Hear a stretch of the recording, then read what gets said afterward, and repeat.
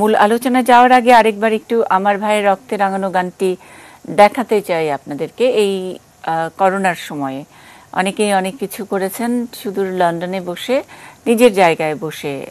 বাংলাদেশেরই এক কন্যা গৌরী চৌধুরী, তিনি গতকাল আমাদের এই অনুষ্ঠানে সংযুক্ত হয়েছিলেন। গতকাল আমরা দেখাতে পারিনি কারণ এটি রিলিজ হয়েছে আজকে। বাংলাদেশ হাই কমিশনের উদ্যোগে তিনি এই কাজটি করেছেন।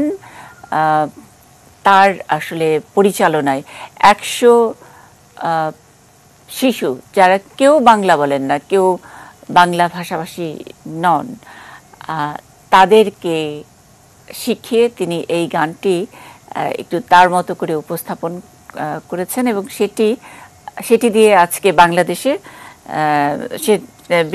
ব্রিটেনে বাংলাদেশ হাই কমিশনে উদযাপিত হচ্ছে অমর 21-এ।